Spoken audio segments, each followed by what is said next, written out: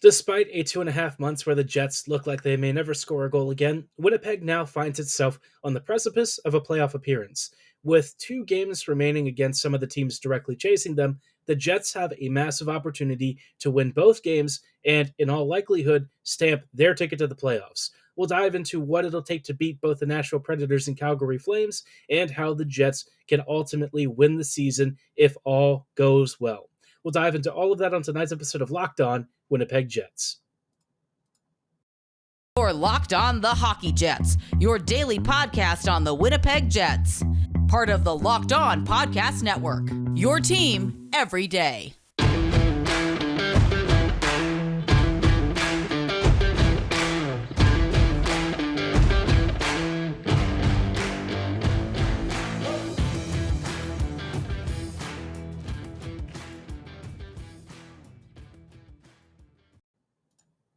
Hello, friends, and welcome to tonight's episode of Locked On Winnipeg Jets, part of the Locked On Podcast Network, your team every day. I'm your host, Harrison Lee, an avid Winnipeg Jets fan and an online blogger. You can follow me on Twitter at HLLivingLoco and at LO_Winnipeg Jets. As always, thanks for making Locked On Jets your first listen of the day every day. If you like what you're hearing, be sure to like, follow, and subscribe on your favorite podcasting platform of choice and YouTube. Doing so is completely free of charge and ensures you never miss another episode. But most of all, we just really love and appreciate your support. Tonight's episode is brought to you by FanDuel Sportsbook, official sportsbook of Locked On.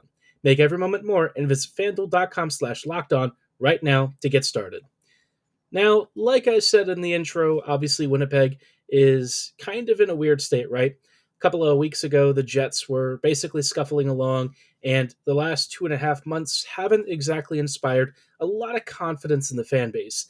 If anything, I think most Jets fans were kind of watching this team and thinking to themselves, wow, how did the Jets go from being second in the Central to second in the wild card race? And it's not been easy for the Jets to kind of claw their way back into some of these results and scratch out enough points to put themselves on a better path for clinching the final playoff berth. Now, obviously, clinching that last spot isn't really ideal matchup-wise because the Jets are likely to encounter the Kings, and based on all accounts and from what we've seen with LA, they might be one of the top teams in the Western Conference, which you wouldn't have thought that a couple of years ago. But this Kings team, I swear, man, they play really attractive hockey, and I think that they have a good understanding of what their team does well and how to mask their weaknesses. So, yeah, really not a squad that you can take for granted. Going to be a very tough battle, and obviously that's assuming the Jets even make the playoffs. So, looking ahead, obviously Winnipeg has a couple of really big games. And what's funny is with how the standings have played out, the Jets may even have to face Vegas, right? A rematch against a team that has traditionally been their bogeyman, but we'll see how that goes. Before then, of course, the Calgary Flames and Nashville Predators await the Jets, and first, the Jets are going to face the Flames. Now, Winnipeg did get a bit of a break with Calgary losing to the Chicago Blackhawks in regulation just last night. That is a massive, massive break for the Jets. Calgary now has one more game played and has dropped 2 important points. So if the Jets are able to basically do the classic 4-point swing, as they call it, at this home game tonight, this could be enough to push the Jets right on through, honestly. Obviously, there's a little bit more that has to happen for the Jets to officially stamp their playoff position and berth, but quite honestly, if Winnipeg can see the Flames off, I think they will have more or less booked their ticket to the postseason. In part because Nashville, honestly, I don't know if they're really in a great enough state to really push. They would basically have to win out their schedule if they lose to the Jets, and I believe Winnipeg owns at least a tiebreaker either against the Flames and or the Preds. They may have both. I don't recall what their head-to-head season records are, but the Jets are in a really good spot to, quite honestly, win both of these games and walk away with a huge advantage in the push for the playoffs. If the Jets beat the Flames on Wednesday, that probably ends Calgary's playoff dream, which was already slim to begin with. I know the past few weeks they've been winning lots of games and accruing plenty of points enough to make the Jets sweat. But overall, because Winnipeg had such a good first half of the season and Hellebuck worked overtime to really bank all of those points for the Jets, Winnipeg's in a pretty decent spot to have had a late season collapse, right? I know that sounds really funny, and I think it's a problem that they collapsed, especially with how it happened. I think there are going to be some serious questions in the offseason as to what went wrong, because it wasn't just puck luck. There was some other stuff, I think, under the surface where, the Jets really have to take a long, hard look at these problems and diagnose them. But in the meantime, the Jets just need to take care of business. At this point, I don't even care how they do it. It'd be nice if they can play the Flames and Preds at least evenly and win in a good spirited effort. But if Hellebuck has to steal a game or two, fine. Just make sure that you come out at the end of the day on the winning side. The Flames game, I think, is going to be the harder of the two. Calgary is pretty desperate at this point. The Flames know how much this matchup means, and they will be doing all that they can to really put Winnipeg's playoff dreams on hold, especially because Calgary's own dreams are on life support. I expect the Flames to be very aggressive forechecking wise, and interestingly, we're going to get a second dose of Jacob Markstrom in as many nights. Markstrom started against the Hawks, and unless the plan changes or something, he was supposed to be in net against the Jets this evening. So a back-to-back goalie who already conceded 4 to the Hawks, is that really inspiring a lot of confidence for Calgary fans? I can't imagine so. I don't know who their backup is either, so it's not like the Flames are really filled with tons of great goaltending. It's actually Dan Vladar from the game against the Hawks, so maybe the Jets have an advantage here. I mean, I know that we made James Reimer look pretty darn good the other night, but I still think the Jets can take care of business. They showed what they can do when they're feeling confident and believe in themselves. They ripped the Wings and the Devils apart. So this feels like a game the Jets can pull away from and win. And if they do, they will basically knock the Flames out, and you won't have to worry about them so much. But unfortunately for the Jets, that's not the only thing that they have to take care of. There is another team chasing them, and that team is the Nashville Predators. If the Jets can do some damage against the Preds, Nashville is going to have a very, very big last 4 games of the season to try and win out. We'll talk about how likely these scenarios are and also assign a few more of our end of season player report cards towards the end of the episode. But before we go any further, I do want to shout out our friends and partners at Indeed. When you're drafting your fantasy team, do you ever wish you could handpick the best stars for your business team? If you're building a talent roster, you need Indeed. Obviously, with how the job market is these days, you're always looking for quality applicants. And Indeed is the hiring platform where you can attract, interview, and hire all in one place. It's super convenient. You don't have to spend hours on multiple job sites looking for candidates with the right skills, when all you have to do is just go on Indeed, do a number of different post types, and you'll have so many tools and powerful options available to you. One of the biggest things that Indeed offers is Indeed matching. Candidates you invite to apply through Instant Match are 3 times more likely to apply to your job than candidates who only see it in search. According to all of the data that they've collected, Indeed offers plenty of really advanced matching services to help you find the quality candidates that match the exact profile you're looking for. They do all of the hard hiring work for you, making sure that the only candidates that you come across are quality. Indeed knows when you're growing your own business, you have to make every dollar count. And that's why with Indeed, you only pay for quality applications that match your must-have job requirements. All you have to do is visit Indeed.com/lockedon to start hiring right now. Just go to Indeed.com/lockedon. That's Indeed.com/lockedon. Terms and conditions apply. Cost per application pricing not available for everyone. Need to hire? You need Indeed. Hello, friends, and welcome back to these closing thoughts on tonight's episode of Locked On Winnipeg Jets. Or apologies, not closing thoughts on Nashville season, I suppose. Obviously, Winnipeg is, about to face 2 of the biggest games of the season. The Flames are up first, but after that, the Jets then have to go face the Nashville Predators. And Nashville is one of those strange teams where, they're kind of mediocre, but they're still hanging around. This is a team that has basically been carried by Jussi Saros and a couple of star players with some random rookies who have somehow had 30 or 40 points in prominent roles, which I guess for Pred standards is pretty decent. Juuse Saros, though, that has kind of been the backbone of their year. And if that sounds familiar, guess what? That has been the Jets template. So we're very used to seeing goaltending being the predominant factor in a team's rise to success, more specifically, Winnipeg's. The Preds kind of on the downswing as well. And I think it's funny that the Jets and Preds, one inspired the other. And in this case, Nashville's model, the Jets said that they wanted to emulate. And look where it has led the Preds. No Stanley Cups, not much to show for over the last few years. And the Jets are kind of in the same boat. So maybe, just maybe, let's get away from the Nashville model going forward. Now, this game is pretty winnable, right? I know that Saros will probably be in net, which for the Jets could be an issue. I'm hoping that these new look lines that did really well over the weekend and hopefully do well against the Flames also do well against the Preds. I would like to see a little more out of the Scheifele line just because I feel like that unit defensively has been getting killed, but offensively they still have more than enough skill to compensate for it. So I want to see them be really offensively ambitious. I'd like to see Dylan DeMello still activating and being aggressive. I think that he can be a really important back end presence for this team, especially when he, gets paired with, like, I don't know, a Dylan Sandberg or something, and it allows DeMello to kind of do what he does best. When he's not being the details, defensively minded player, it allows him to show off that, in fact, he is a pretty good offensive skater when you let him kind of cut loose. Now, assuming the Jets beat Nashville in this game, clinching the playoffs after that would be relatively easy. The Jets basically just have to hope that Nashville loses at least one or two of its next four games. And if they have the Flames win also in tow, probably just about lock it down.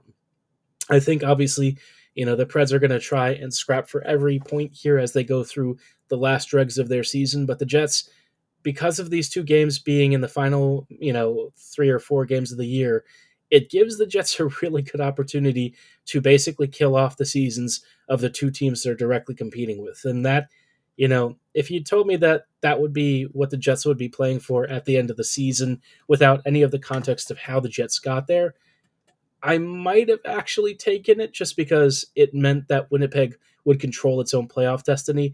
And I think at the end of the day, that's kind of all that I've asked for.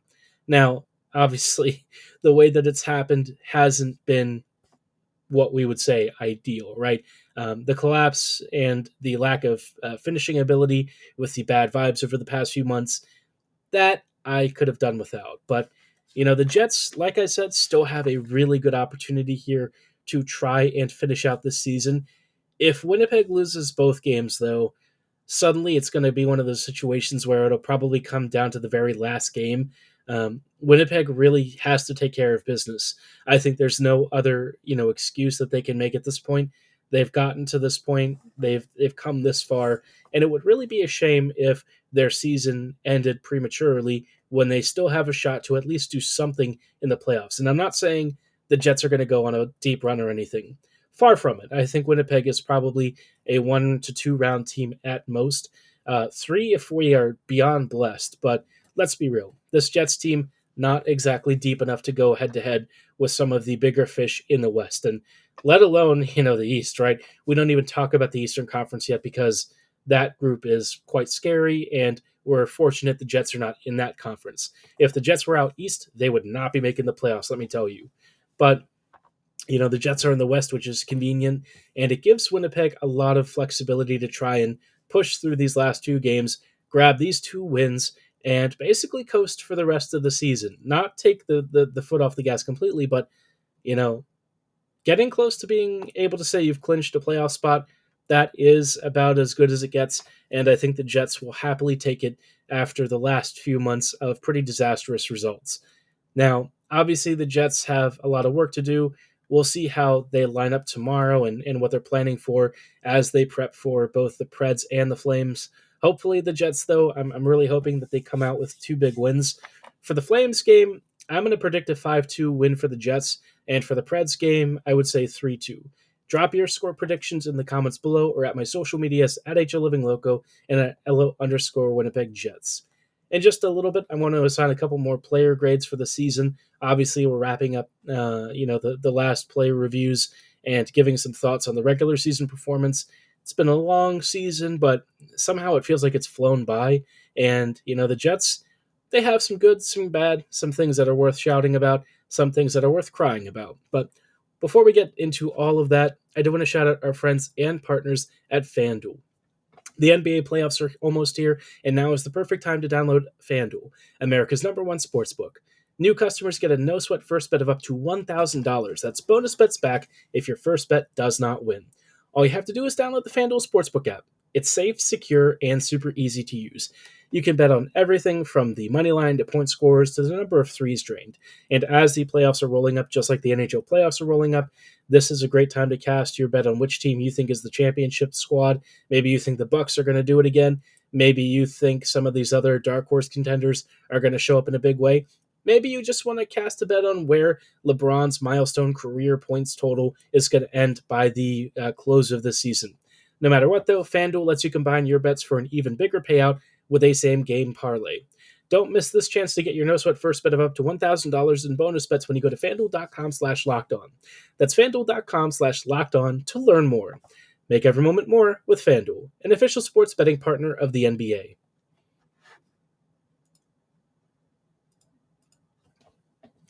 Hello, friends, and welcome back to these closing thoughts on tonight's episode of Locked On Jets, the actual closing thoughts.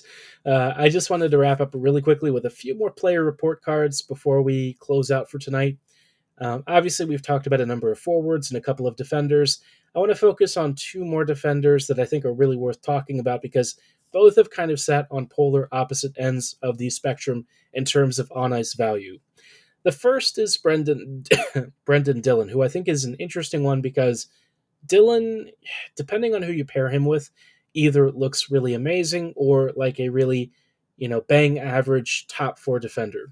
I think the reality with Dillon is that he's actually pretty darn good at being this big, hulking presence who's defensively responsible, can generally fish the puck out of tricky situations, and just does well on like the PK at even strength and is generally defensively reliable. Where you kind of see problems with him is when it comes to offense, and that's not really surprising. He has notched a couple of points and goals this year, but I mean, Dillon is not really the kind of aggressive, attacking-minded blue liner that you might associate with like how Bones talks about him, right? I think Rick Bowness has a different vision of what he wants his blue liners to do, and Dillon is kind of less in that category of player. Still very valuable though for the Jets. I think he's had a pretty solid season, but again, the stuff that he does when he kills the offensive drive, it is a legitimate problem, especially for a team that is kind of starved of offense in the way that the Jets are. Now, if I had to give a letter grade, I'm going to give him a B-. I think he's had a very solid season. B- to a B is probably fair. While he does kill offense, he certainly also kills opposing offenses, so can't really complain with his performance other than that the cap hit and the draft picks that we gave up, certainly weren't cheap for him. So at least he is playing well for the Jets and has been an on-ice leader. Now the next guy, this one is going to hurt to do, but it's Neil Pionk. And I think we all know why Pionk is going to get an F rating. For me, Neil this year has taken not necessarily a step back because if we're being honest, it's more like a reversion to some of his earlier career form back when he was with the Rangers and in some of his earlier seasons with the Jets. He's had one really solid season with Winnipeg in which he looked like a bona fide top 4 defender, maybe even fringe number 2D when the Jets were in the bubble and everything was controlled with the North Division. But as Pionk has kind of gone out of that and is facing top-level NHL competition more regularly, we've seen all of the defensive issues with his reads, his timing, his decision-making. All of it has been almost to the point where you have to ask if you can really play him. It's been a tremendously bad season for him, and while you might look at some of the stats and score sheets for him and think it can't have been that bad, unfortunately for Neil, it really might even be worse. This is one of his worst seasons so far, but he does have these moments where defensively he's just very absent. It's kind of like having Kyle Connor on your blue line, and if you know what Kyle Connor does defensively, you know why that is a very scary proposition. So I hate to give Neil an F. I feel like that's the only way I could reasonably assess his performance. I think he's had a horrible year. I worry that he's not going to bounce back, and I sort of wonder long term what his future with the Jets is. But it is what it is. Winnipeg signed him in a time when they felt that that was a sustainable level of performance. Unfortunately, my one concern with it was that he would kind of revert to what we sort of more expect with him, and he actually did more than that. He's gone back to like his Rangers days, and that for the Jets is a serious problem when you're paying him almost top pairing money. So a lot for the Jets to digest, a lot for you to digest. Drop what ratings you would give both of these players in the comments below or at my social medias at HLivingLoco and at LO_Winnipeg Jets. For tonight's episode, though, that is going to be all the time that we have. Thank you so much for making Locked On Jets your first listen today. Be sure to make your second listen Locked On Game to Game from the NHL. It features every moment, every top performance, and every result with only the special analysis that Locked On can deliver. You can follow Game to Game on Locked On NHL, available on the Odyssey app and wherever you get your favorite podcasts, plus a little bit of YouTube. As always, thanks again for listening. Have a great night, and go Jets go.